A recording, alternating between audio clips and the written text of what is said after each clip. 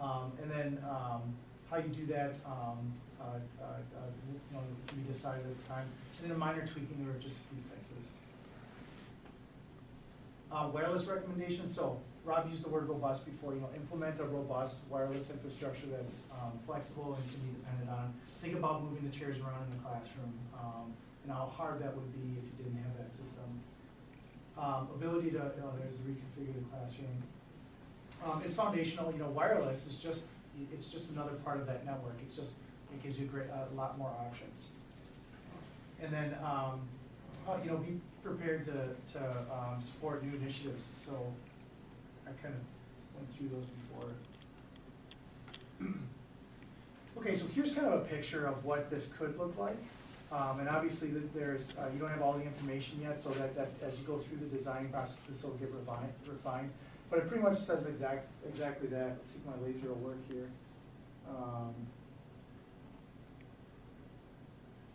No, that was not really good. So I forget how to use my laser. There we go. Okay. So this year and early into next is voicemail stability, network stability, phone safety net that gets you kind of out of the red and into the place where you can make good decisions. Add some capacity. Then you can take your time, or based on what the district wants to do with those investments over the next period of time, to continuously improve that infrastructure so that you're ready for things like we talked about standardized testing, your SBAC, right? So the type of test you're going to do and how you're actually going to support it, you'll need infrastructure for that. SIFs, the state just made a decision on the student information system consolidation. What are your connectivity requirements going to be for that? And there's flipping the classroom. There's all these different initiatives now that are happening within changing the way the classroom is. And this infrastructure technology supports that. So you'll be ready for that as you go through your 2 to 3 year plan. That's the last slide. Are there any questions on the timeline? What is the lifespan of equipment today? If we were to buy a new system, would it be obsolete tomorrow, or? Yes. So first, let's talk about the server storage. That lifespan is still 3 to 5, 6 years, and you used up a lot of that. So as you change, it's still going to be around 3 to 5, 6 years. I can't imagine it less. The wireless access points, those are like 8 to 10 years. And but the network infrastructure, that's usually 8 to 10 years as well. And what's the other one? The voice system, the server back end of the voice system is more like, it resembles more like servers. It's 3 to 5 to 6 years you'll be doing upgrades. But the phones are more like APs. They're more like 8 to 9 to 10 years. So they last longer. So it just kind of depends, but you're within that kind of 5 to 11 years, and who knows after that. So we would be thinking with 5 to 10 years, thinking doing it all over again. No, I think what you're doing is you're changing the way your technology is deployed. So the old phone system was you buy the box, you stick the box in, you wire all the phones to the box, and you hope it lasts as long as it possibly can. The new way of providing these services is you provide a network infrastructure and you put servers on that, and then you deploy that technology, and it's called convergence, but we alluded to it before. Instead of wiring separate wires for video, separate wires for voice, and separate wires for data, now you've consolidated that all into one platform.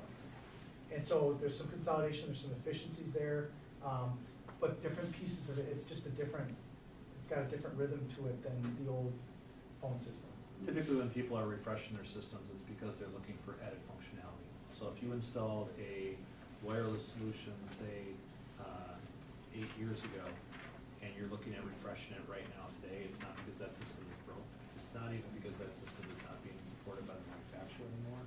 In most cases, it's because you're looking for greater throughput. There's applications that require it.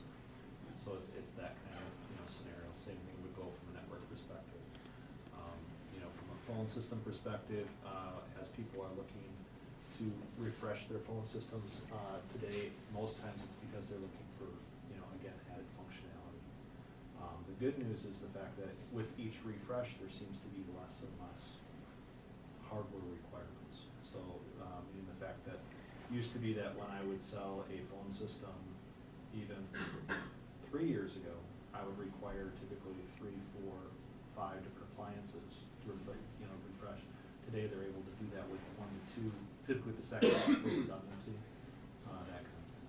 So that's, and because of the fact that the requirements of connectivity historically was just, well, that's the one application we don't have access to. We don't get access to the internet today. It's not a big deal. We can function otherwise. What's happening more and more is, and the reason why we're instilling a certain level of redundancy. One of the examples from a redundancy perspective right now is you have single points of failures between the schools. So if a single cable is broken, or there's a failure at that particular port, there's options to go with second connectivity. You already own that connectivity. All we have to do is add a second port, so why don't we use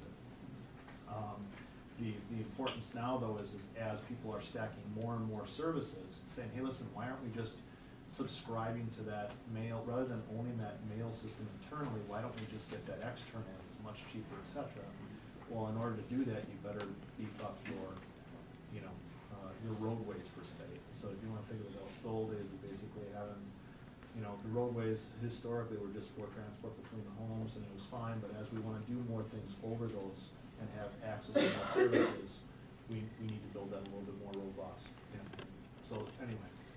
So I think that is one thing that you should be able to get yourself in a position where you can have more of a steady cash flow rather than those big cash flows. And that's the way the market is going, and trying to get that smoothed out. And then ultimately, if you can tie it to headcount as your enrollment changes, would that be nice as well? You talked a lot about hardware and mechanisms that way.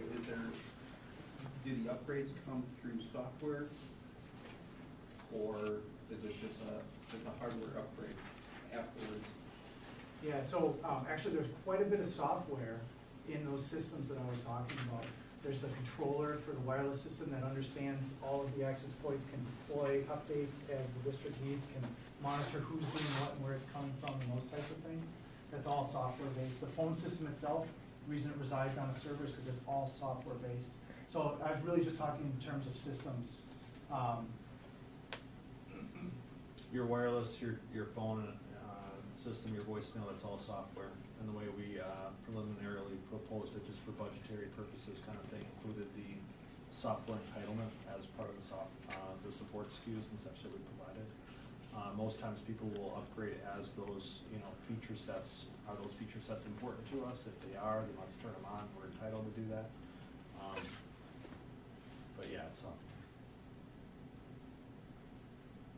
So I think, just one more point about that. I mean, it's really integrated now. It's really integrated, so. You have to bear with me. This is not my Sure. area of expertise, but if I'm understanding you right, we're talking about the infrastructure.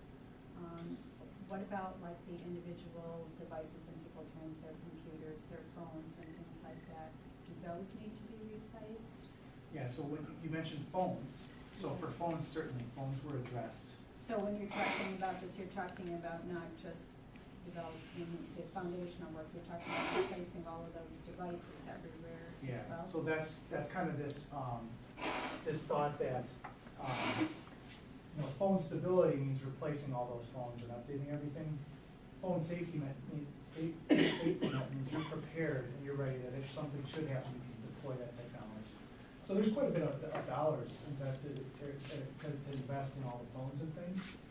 So that's kind of why we kind of recommended that approach. Right now, if you had a failure, you're out, and the phone system's down, it's going to be difficult to replace it, or you're throwing good money after bad when you're in that situation. Getting that pilot in place, and you can start to think about, okay, have a contingency that, okay, we're going to do a deploy if this should happen. The other thing about phones is in the supply chain, phones are much more readily available than the back stuff. It doesn't take any time to deploy a phone. It takes a lot of time to build that pilot. That's another reason why it's split up. So as far as talking about like devices like tablets or computers or other things, we didn't address that, so we're not talking about that in this instance.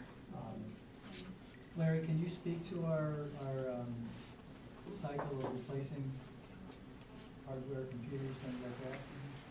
Yeah, for the district, for the desktops, devices in the building, the classroom ones. We started a couple years ago, refreshing, each building instead of doing a specific lab here or teachers here. 4 years ago, I think we started that now. And we started at the middle school, and what we've done is we took all of the computers in the entire building and got only. We replaced all the teacher computers, and we added 60 wireless laptops or 60 laptops over there, and then we went to the elementary and the intermediate school, and it really wasn't until the intermediate school really when we started to get more iOS devices, more iPads, but we're still doing the same thing. We're replacing labs, and in the intermediate school, we did not replace one of the physical labs this year, or this last summer, where we went mobile with that laptops instead of replacing a physical there too, but we switched to each building each year. So there's a rotational thing for. That's the plan. Is yeah. anything critical right now in that area? Yeah, unfortunately, a side effect of that is that we've had to deal with equipment for the last 7 years. Even though we've been doing this for 4 years, we still have equipment in the district that's 8, 9 years old, and all that has had to get shifted to the high school. So the high school right now has, the oldest equipment in the So district. the high school is the critical building right now in terms of Absolutely. age of. Everything. Okay. And the move really is towards more mobile devices, whether it be wireless computers or whatever. Because, the day of taking kids from a classroom to another location, that's really waning. I mean, we're almost at the end of the lifespan for that. And that's why the infrastructure for wireless is so important to be able to move forward with that. If I could stress one point on the phone system, and sometimes people don't necessarily understand the rationale behind this. But if you were to have a full phone, or a phone outage of sorts where we decided, hey, listen, let's get started on this, how long, I mean, we're down, how long would it take for us to, overnight stuff, get stuff in? 4 to 6 weeks, and that's not a scare tactic. It's because the fact that you have, most times the longest thing that we wait for is the carriers. And the way that you're currently connected and the way you will be connected when you get a new system is different. And that's normally the thing that we wait for the longest, and that can take longer than that, so that's not even an exaggeration. And then the other problem is, especially in the absence of a pilot, or pilot should almost be called a design, because that's what we're doing. We're designing and piloting that design such that we have a template for how the rest will be deployed. And then all we have to do is flip up and turn on those additional devices as needed. Those phones are sitting in distribution. Those phones I can overnight. But if you sat back and said, well, let's just let's wing it. Let's just bring the system in. We wouldn't be able to connect it to your current connectivity, because we would want to make sure that we transition that to the new ways, and that there's cost reasons for doing that. There's bandwidth requirements for doing that. So that's the reason why, if we can make those planned decisions and get it just in a pilot mode, then we can sit back and say, at least now we know when and if there's a failure, we know on how to do the rest, as opposed to right now, how would we even know where to start? And that's if our resources are standing by, and if. So that's the reason why we try to get ahead of it. And most times what ends up happening is any of the initiatives that were planned or budgeted for get delayed because the money that we would have otherwise spent on that got spent. We can't wait that long. We bought some of these old systems, we did whatever. And, there's challenges and a lot of risk associated with that. Because again, even if you have somebody who is providing the support in Milwaukee, they don't have the support of the manufacturer. So if they run into any kind of software blips, this card isn't, we'll never stand behind something like that, because as a manufacturer, or as a partner, we have zero support from the manufacturer, and we don't have programmers on staff, and nor does anybody. So you hope that everything would work the way it originally planned on it. But anyway, I can't stress that enough, the importance of having at least some sort of plan in the event, so that you have those expectations. Are we gonna talk costs at all? Not tonight, that's phase two. And when does that come to us? We're working on that. Budget process. Yeah. And Yeah, so part of you're the going budget to be process. budgeting for, like, what, the 2013, 14? Yeah, we didn't want to muddy the waters tonight with understanding where we are and where we need to go with the money. We needed to separate that. I think that's too much information at one time. So this is phase one, and then we'll get into phase two to the budgeting process. So Jerry, when we do phase two then, will we also have information from Larry as far as the hardware piece that he was discussing and your plan of action to change the high school over and then what the rotation continues to be, will we have that as well? Yeah, we can get that information from Larry. He can tell us where we are on that replacement cycle and so forth. The And high by the school way, is yes, Right. that. The high school is that. yes. And So just, they're just the as- fourth yeah. building in the. Right, but again, I mean, by the time you get to the high school, then you may have to go back to the middle school and I would like to see that along and with this timeline, because this timeline obviously goes to 2017, so. Right, and I mean, just to say on that, when we started it, for the middle school, we did one building at a time, and it was, last year, the year before, we realized the problem with all the machines getting shifted to the high school and how that was not going to work. So we redid it, I wanna say it was 2 years ago, so the high school is actually being replaced every year. So portion of the high school is being replaced every single year now. It's just this year, it's the majority of it. Because there's so many computers at the high school, it can't be all replaced in 1 year. Well, we have an IT plan, right? Yeah. And so I'm assuming that this is gonna be folded into that IT plan. So maybe it's time for the board to see the IT plan. So as we talk, we're getting to talk about the budget, Larry, why don't you put a document together, presentation together to talk about that replacement cycle? What we replace, when, how much, what we're spending.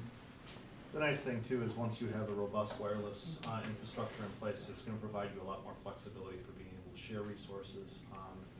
You're also going to be able to conceptually enable people to bring in perhaps their own mobile devices, depending upon the district's decision in that particular regard, but that's a trend.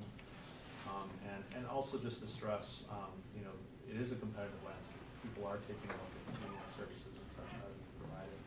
And this is something to which both the industry is embracing, meaning that they're pushing services that you're missing out on being able to take advantage of, as well as people who are coming to expect that when they come to a facility that they have things like guest access, so that, you know, you guys can all bring your devices. I know even when we came to visit kind of thing, having, you know, some minimal connectivity such that we can provide more information and access to things.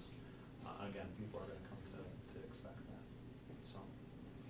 There is protection gonna be built in there for power Security is, outages. and that's another thing with regard, I'm sorry, please, I'm sorry. please complete.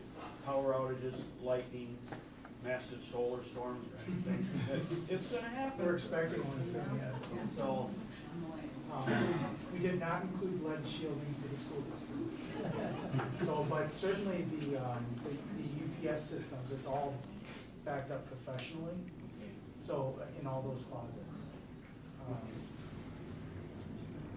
And that's another important thing when introducing wireless as well, is that it is secure, that people aren't able to get into the system and gain access and such that way, so it's having that capability. And then, yes, we have surge suppression and other with regards to the devices, and then the kind of maintenance that we're looking at also would conceptually, you know, replace those devices if you have that kind of damage. But you don't wanna have that kind of outage as you come to, you know, rely on it. So therefore, you know, you put things in place to avoid those common